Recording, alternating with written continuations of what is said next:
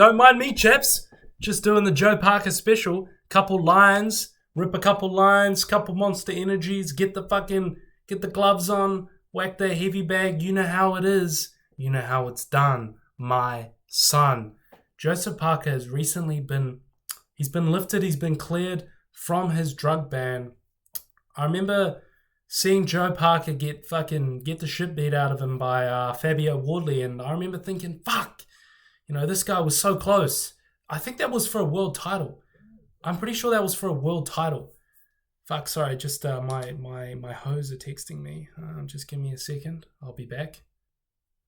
It wasn't, by the way. And we don't speak about women that way in the MMA Forever YouTube channel. Like and subscribe if you don't mind. What was I saying? Joe Parker. Yeah, I remember seeing him out here against Fabio Wardley, and fuck, mate, he was looking good. He was looking clean. He was getting his shots off. He was looking like a new man, a new Joseph Parker, and Fabio Wardley came back and fucking dropped him bad and got the TKO victory at the 8th or 9th round. I can't remember exactly what it was. And then the next day, we see Joe Parker's failed a drug test and he's been suspended. And I'm thinking, holy shit, this guy's been juicing. What the fuck? This guy is, a nice guy. I didn't really see him as much of a juicer, as much as a steroid head. He's been suspended. Holy crap. It's recently been revealed that the truth behind his suspension and the reason why he was caught by the UKAD drug testing corporation, or whatever they use these days, was because of cocaine. Now, I'm reading comments and I'm thinking to myself, holy crap, Joe Parker's he's been hanging out with big Tyson Fury a bit too much. Been doing a couple lines with the big dog Tyson Fury, and he ripped one before his fight, and he's been suspended. That's what I'm thinking. That's what I'm seeing. The comedy side of it. The comedy side of this is funny. He's been hanging around with Tyson Fury. Tyson Fury has been known to get on the bag a little bit every now and again. Big man, I do a couple lines, me. He's been known to dabble in that part of the world, old Tyson Fury. So I've been thinking, fuck, Joseph Parker and Tyson Fury, they're almost inseparable most of the time. And he's been picking up on some bad habits. But it was actually revealed. Now, whether or not you buy this story is a different question, but the story that's come out and the reason why Joseph Parker's suspension has been lifted and he's been afforded an official apology from the drug testing companies was because his trainer, who's come out and said that they were a habitual user of cocaine in the Joseph Parker versus Fabio Wardley camp, his trainer has come out and said that the food that he was preparing, he was also the nutritionist of Joseph Parker, the food that he was preparing for him got contaminated with some of the old devil's dandruff, and it led to Joseph Parker ingesting this and it being picked up on a drug test. Joseph Parker has been cleared. He's going to step back in there, and he says he forgives the trainer. He says it's an unfortunate situation, and he's just happy to move on.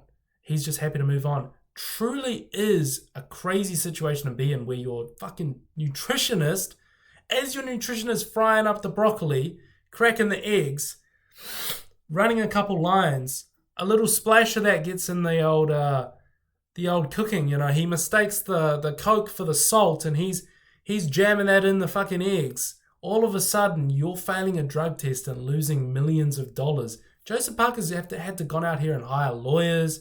He's missed out on big opportunities. I'm sure fucking sponsorships dropped him. His whole image is this nice guy, this likable guy, this family man. And you get caught for drugs, cocaine no less. It's not a good look. I'm sure sponsorships dropped him. I'm sure this whole ordeal has lost him a lot of money. And if this is the true story, and if this is what actually went down, which I am inclined to believe, fuck, if I was Joseph Parker, I would throttle the crap out of that nutritionist, because he has caused him a lot of undue and unnecessary stress. And Joseph Parker is, he's still in his prime, but he's at the tail end of his career. And you can't really afford to fucking sit around and wait in a division which is being constantly infused and injected with new blood. You got guys like Moses Atoma fighting for a world title right now. You got Fabio Wardley out there. I'm pretty sure the two of them, Joe Parker and Fabio Wardley, were supposed to have a rematch.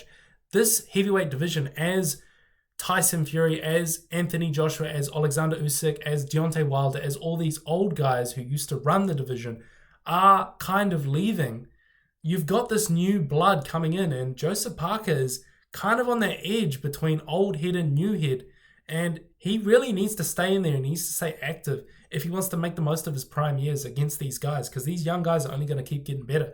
So him having the suspension and him having to sit out is a tough one, is a tricky one, and I'm surprised he's been that fucking thankful, or that graceful rather, to forgive his trainer.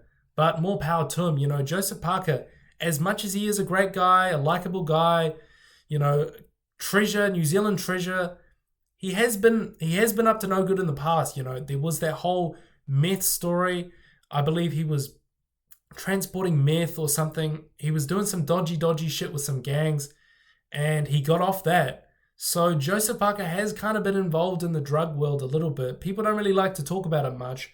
It's kind of underground here because, you know, he seems like such a good guy, but he has been up to no good in the past. You know, I'm reading here, international boxing star Joseph Parker, this is per RNZ Radio New Zealand, can now be named as the high-profile sportsman allegedly connected to a global drug syndicate.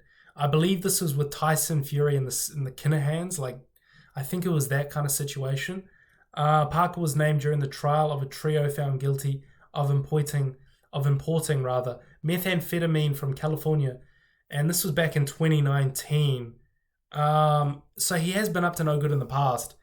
Unrelated, but it's not great for his name. It's not great for his image to be now, you know, caught fucking with cocaine in his system. However, he has been cleared. The nutritionist has undoubtedly been fired and shipped off to fucking rehab. Good old 28 days for him, mate. Get clean, buddy. What you doing, lad?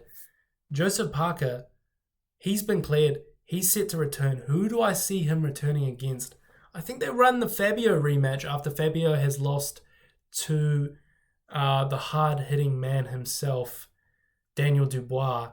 I think they run the rematch between him and Wardley, and I think that's a winnable fight for Joseph Parker, and then he's back in world title talks.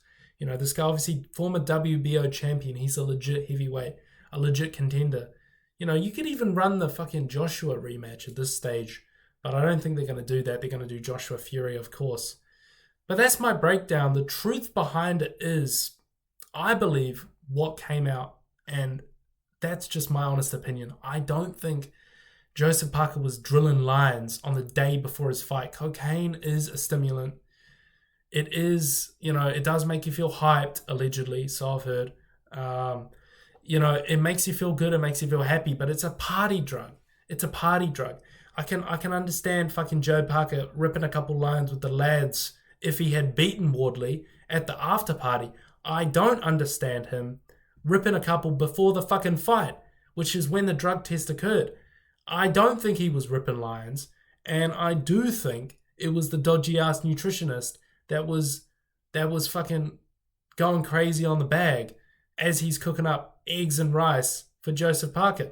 I don't think he's stupid enough, old Joe Parker, as much as he might sound it every now and again. I don't think he's stupid enough to be ripping fat fucking lines of cocaine before he steps out against Fabio Wardley. And that's just my opinion, but he's back. He's supposed to be back. He will return. Let me know what you guys think, and let me know what you guys think about his return opponent. I'm thinking Fabio Wardley. I'm thinking you run the rematch, and I think he can take that.